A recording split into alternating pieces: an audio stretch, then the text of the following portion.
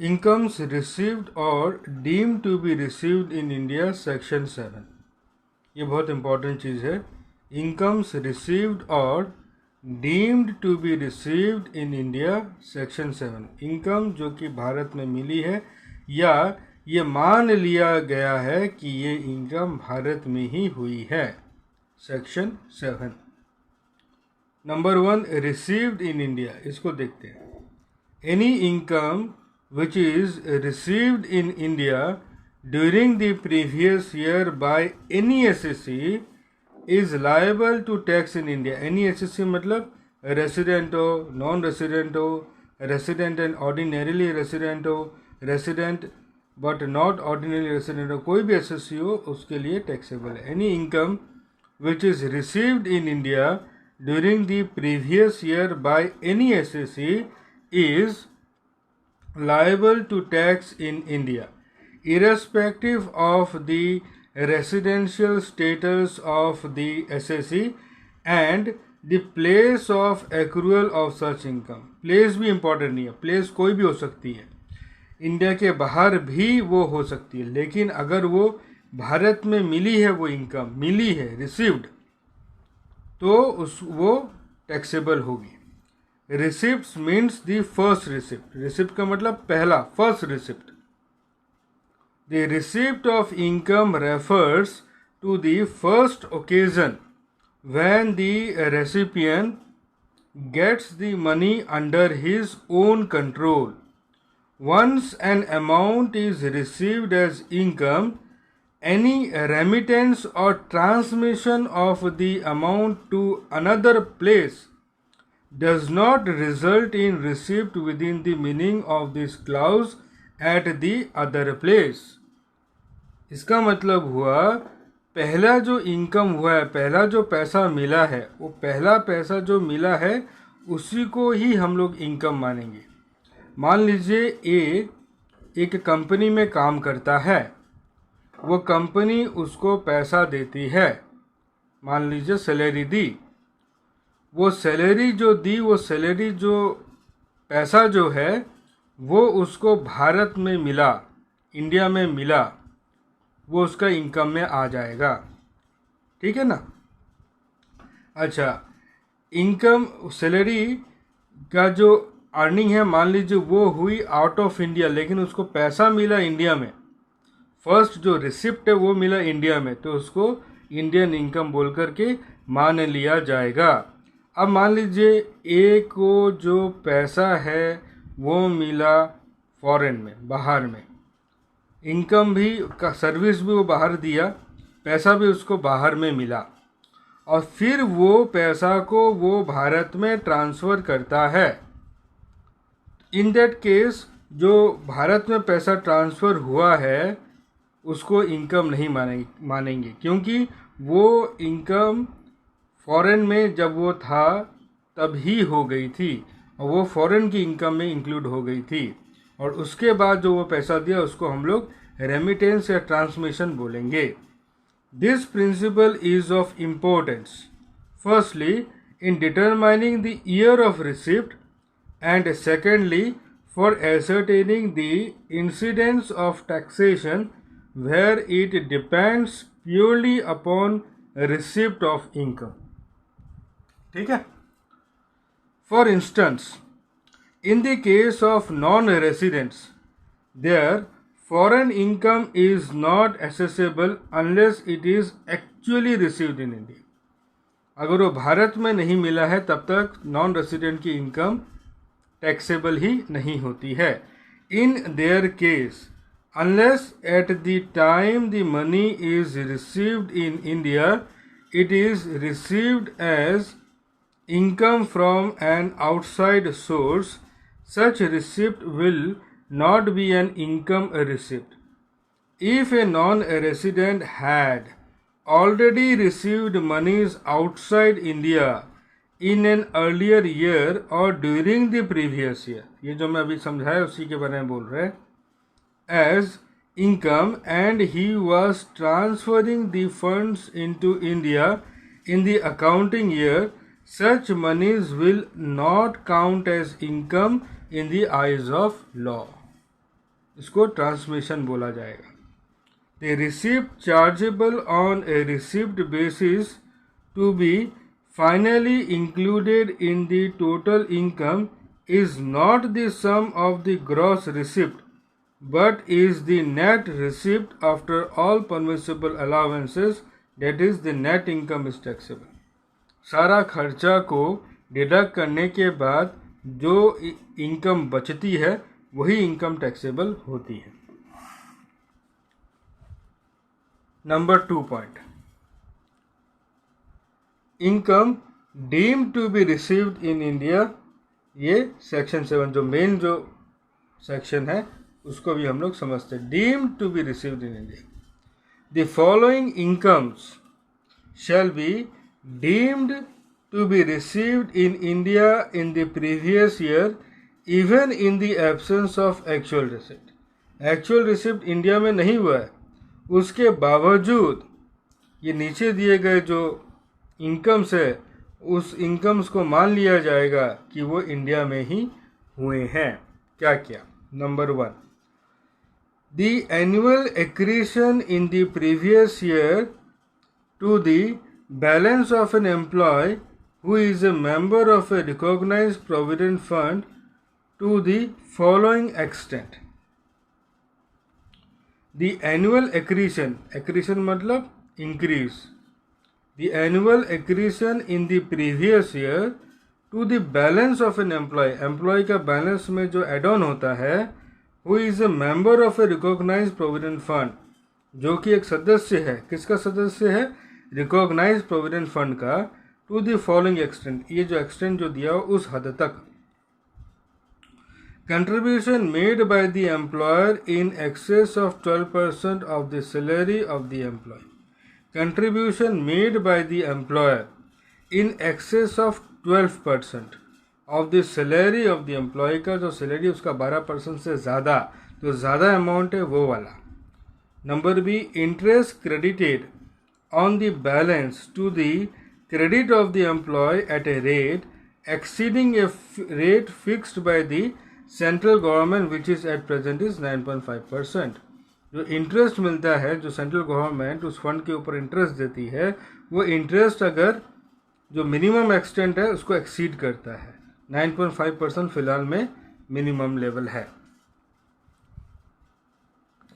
Number 2, transferred balance in a recognized provident fund to the extent provided in Rule 11(4) of Part A of 4th Schedule। It has been discussed in the chapter on income from salary। Salaries income में बताया गया, तो हम लोग वहीं पढ़ लेंगे। Number 3, tax deducted at source is deemed to be received in the hands of the payee। Section 198। जो अगर टीडीएस काटा गया है, अगर टैक्स डिडक्टेड एट सोर्स है, तब उस इनकम को मान लिया जाएगा कि वो भारत में हुई है। Tax deducted at source is deemed to be received in the hands of the payee. Section 198। Investments expenditure cash credit detected during the previous year which are unexplained and cash, bullion, gold, jewelry or other valuable articles in respect of which the assessee offers no satisfactory explanation about the nature and source of its acquisition shall be treated as income deemed to be received। Section 68, 69, 69A, 69B and 69C। Books के अंदर में कोई भी investments, कोई भी expenditure है, इसे हम लोग पहला चैप्टर में पढ़े हैं, जिसका एक्सप्लेनेशंस एसएससी नहीं दे पाता है उसको भी हम लोग इनकम मानते हैं। ये बताया गया है section 68, 69, 69A, 69B and 69C। Number 5, deemed profit chargeable to tax under sections 41 and 15। ये सेक्शंस के अंदर में भी जो प्रॉफिट होती है उसको डीम्ड प्रॉफिट बोल के चार्जेबल किया जाता है। Sections 41 and 59। ठीक है, ये आपका इनकम फ्रॉम कैपिटल गेन में हम लोग को मिल जाएगा। अच्छा, अब हम लोग देखेंगे इनकम विच एक्रू और अराइज इन इंडिया और आर डीम्ड टू एक्रू और arise in India section 9। Income which accrue और अराइज इन इंडिया, जो कि भारत में होती है, इनकम हुई है, पैसा से अब लेन देन नहीं है, इनकम हुई है, और आर डीम्ड टू एक्रू और ये मान लिया जाता है कि वो इनकम भारत में ही हुई है। सेक्शन 9 इसको समझते हैं। नंबर 1, एक्रू और एराइज इन इंडिया। इसका मतलब क्या? एक्रू और arise in India. Accrue means to arise और spring as a natural growth और a result to come by way of increase. Arising means coming into existence or notice or presenting itself.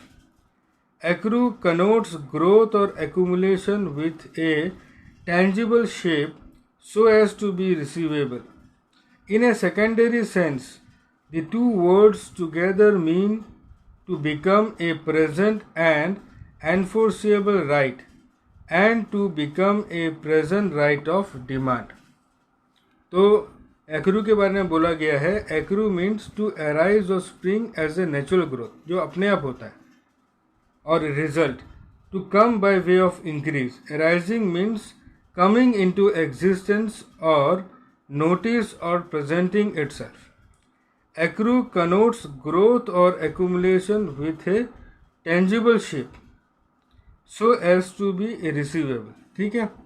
In a secondary sense, the two words together mean to become a present and enforceable right and to become a present right of demand. मतलब accrue का मतलब हो गया कि जिसको कि हम लोग बाद में क्लेम कर सकते हैं कि भाई ये हमको इनकम हुई है। Frequently in the context of accrual or arisal, the word earned is used. The two are different concepts. Accrue और earned दोनों अलग अलग है। A person may be said to have earned his income in the sense that he has contributed to its production by rendering services or otherwise, and the parenthood of the income can be traced to him. But in order that the income may be said to have accrued to him, an additional element is necessary, that he must have created a debt in his favor. Earned और accrue को एक रूप में लिया जाता है, लेकिन दोनों का मतलब अलग अलग है।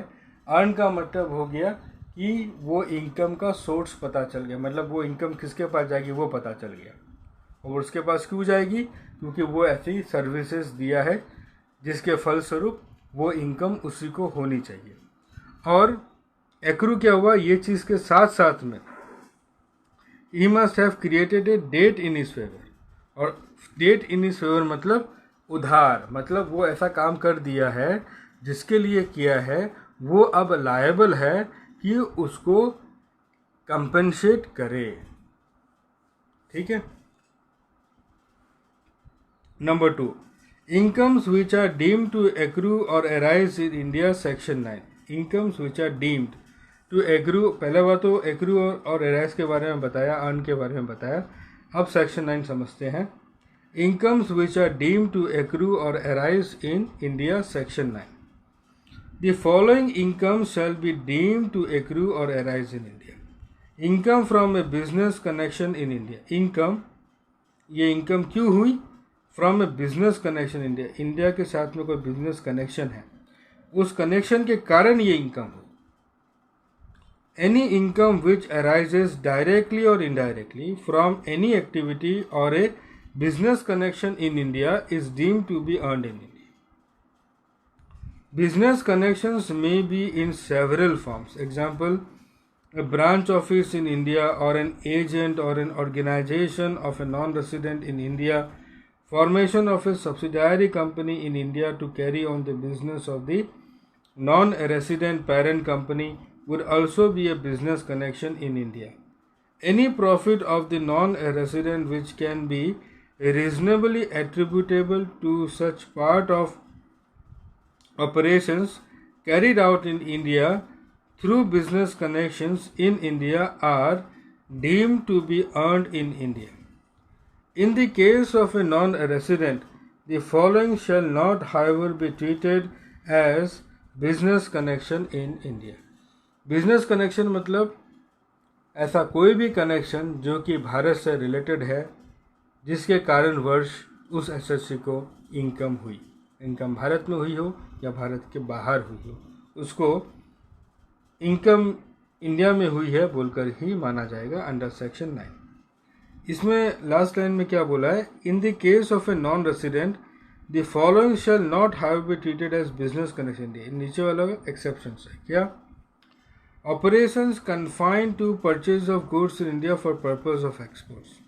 ऑपरेशंस कन्फाइंड, कन्फाइंड मतलब सीमित, operations confined to purchase of goods in India, कि वो भारत से सामान खरीदता है, परचेज करता है for purpose of exports, export के लिए। अगर ऐसा है तो उसको इंडियन इनकम नहीं माना जाएगा। Operations confined to collection of news and views for transmission outside India by और on behalf of non resident who is engaged in the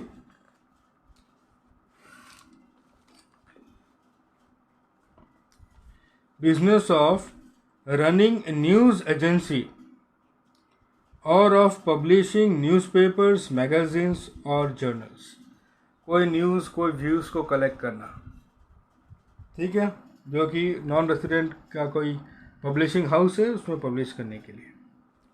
number 3, operations confined to shooting of cinematograph films in India if such non resident is an individual, he should not be a citizen of India, or a firm, the firm should not have any partner who is a citizen of India or who is a resident in India, or a company, the company does not have any shareholder who is a citizen of India or who is a resident in India. In the case of a business of which all the operations are not carried out in India, only such part of the income as is reasonably attributable to operations carried out in India shall be treated as deemed to accrue or arise in India. Third हो गया सिनेमेटोग्राफिक film, अगर भारत में shoot होती है, इसके कुछ एक conditions हैं। अगर नॉन रेसिडेंट इंडिविजुअल है तो वो भारत का सिटीजन नहीं होना चाहिए। अगर वो फर्म है तो कोई भी पार्टनर ना तो भारत का सिटीजन होना चाहिए, ना ही वो रेसिडेंट होना चाहिए। अगर वो कंपनी है तो कोई भी शेयर होल्डर उस कंपनी का ना तो इंडिया का सिटीजन होना चाहिए, ना ही रेसिडेंट होना चाहिए। उस केस में ही उस कंपनी का भारत से कोई भी बिजनेस कनेक्शन नहीं है, ये माना जाएगा। Meaning of business connection, business connection से हम क्या समझते हैं? It has been clarified that business connection shall include any business activity carried out through a person who, acting on behalf of the non-resident,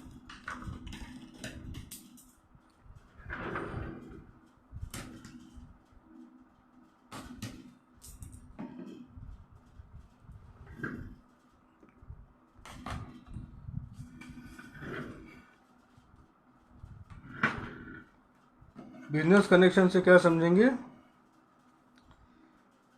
it has been clarified that business connection shall include any business activity carried out through a person who, acting on behalf of the non resident,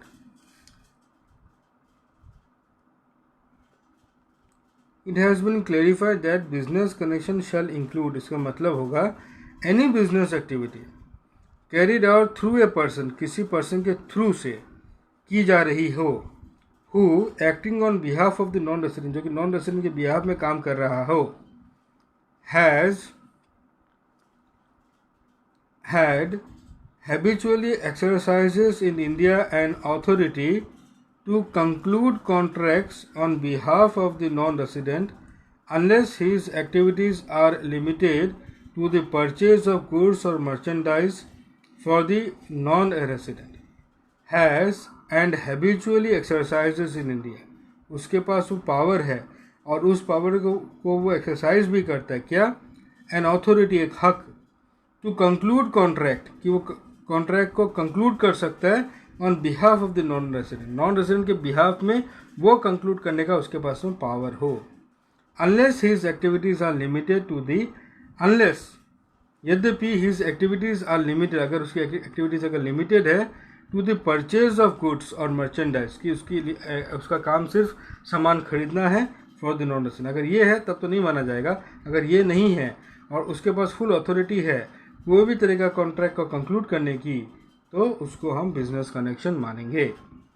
has no such authority, उसके पास कोई authority नहीं है, but habitually maintains in India a stock of goods और merchandise from which he regularly delivered goods और merchandise on behalf of the non resident. उसके पास ऐसी कोई अथॉरिटी नहीं है, लेकिन वो मेंटेन्स इंडिया में मेंटेन करता है स्टॉक ऑफ गुड्स और मर्चेंडाइज, स्टॉक भारत में ही रखता है, फ्रॉम विच, जिससे कि ही रेगुलरली डिलीवर्स गुड्स, वो समय समय पर सामान और मर्चेंडाइज को डिलीवर करता है on behalf of the non resident के बिहाफ में, जिसको देना है वो देता है सामान को, तब भी हम बिजनेस कनेक्शन मानेंगे।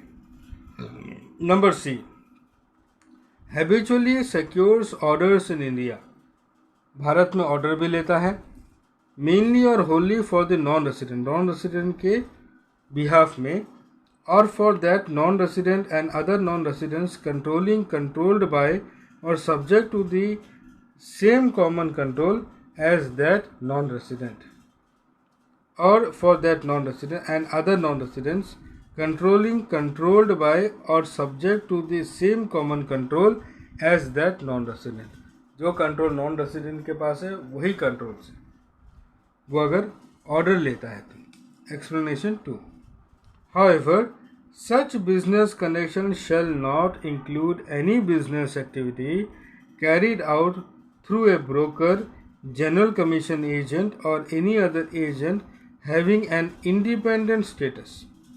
If such broker, general commission agent or any other agent having an independent status is acting in the ordinary course of his business, business connection नहीं माना जाएगा अगर जिसके थ्रू से नॉन रेसिडेंट काम कर रहा है वो अगर उसका खुद का अगर ये काम है, वो खुद carried shall not include any business activity carried out through a broker, general commission agent और any other agent having an independent status, उसका खुद का स्टेटस है, खुद के नाम खुद के ब्रांड के ऊपर में काम कर रहे हैं। If such broker, general commission agent और any other agent having an independent status is acting in the ordinary course of his business.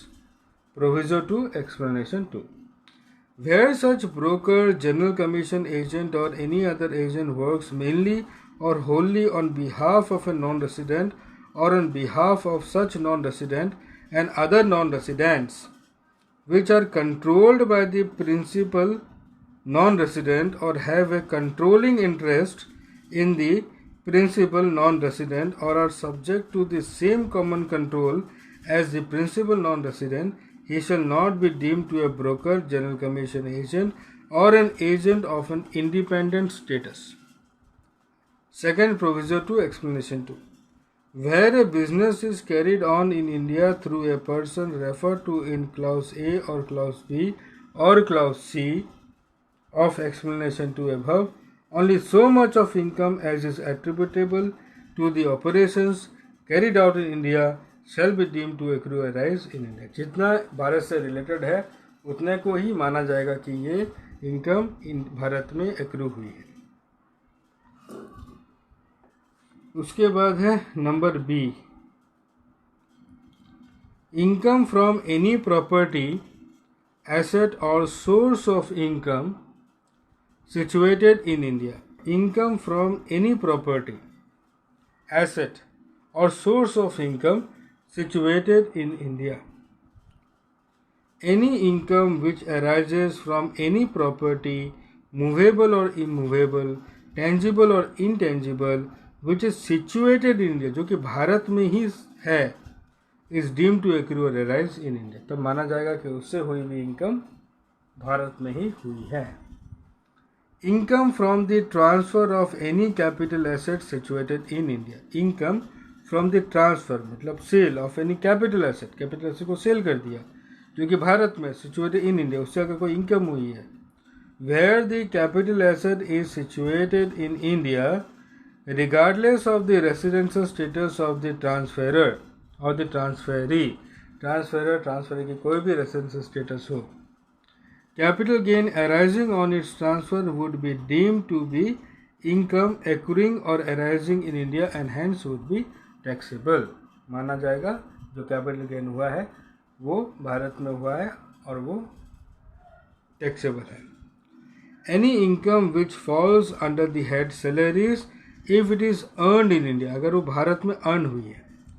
Any income payable for services rendered in India shall be regarded as income earned in India, though it may be paid in India or outside.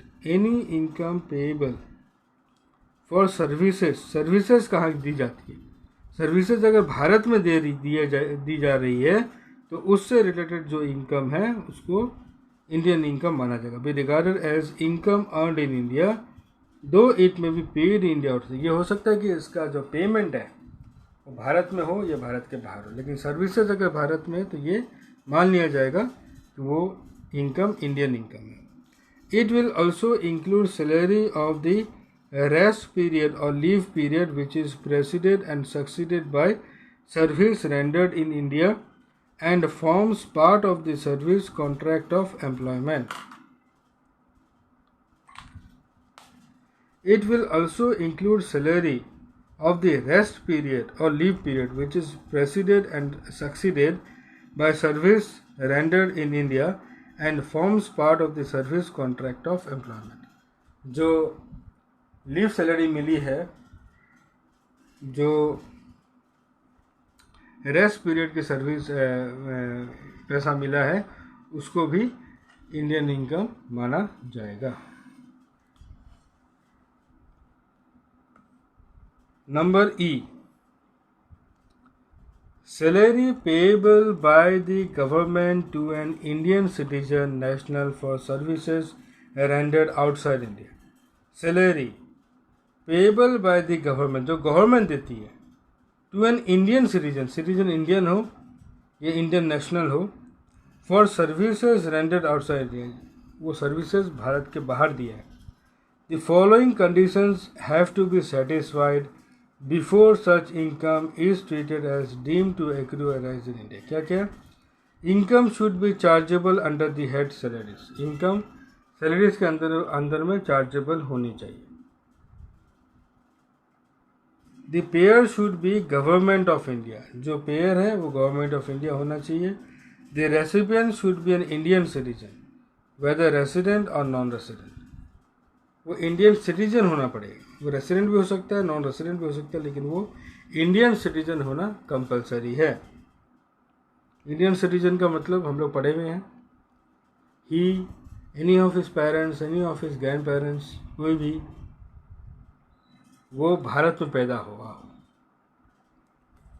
The services should be rendered outside India. Services Bharat के बाहर दी गई हो.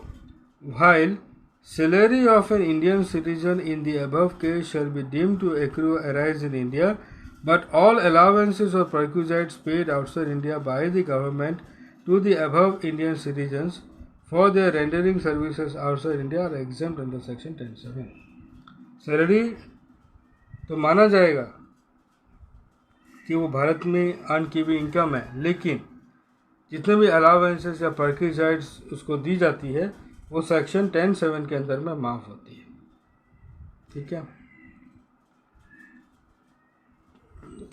Number F, dividend paid by an Indian company outside India. Dividend paid by an Indian company outside India is deemed to accrue arise India. उसको भारत में हुआ है यही माना जाएगा. Interest payable by interest government और a person who is a resident in India except where interest is payable in respect of money borrowed and used for the purpose of business or profession carried on outside India or earning any income from any source outside India. Interest payable by person who is resident in India except क्या है, where interest is payable in respect of money borrowed and used for the purpose of business or profession carried on outside India or earning any income from any source outside India. अगर ये है तब नहीं माना जाएगा, नहीं तो माना जाएगा. A person who is a non-resident in India provided interest is payable in respect of money borrowed and used for a business or profession carried on in India. A person who is a non-resident in India provided interest is payable in respect of money borrowed and used for a business profession carried on in India. Interest Bharat में business करने के लिए loan लिया गया था और interest pay किया गया. Shall be income which is deemed to accrue arise in India in the hands of the recipient. ठीक है, तो आज हम लोग यहीं तक पढ़ेंगे, ये हम लोग कल देखते हैं.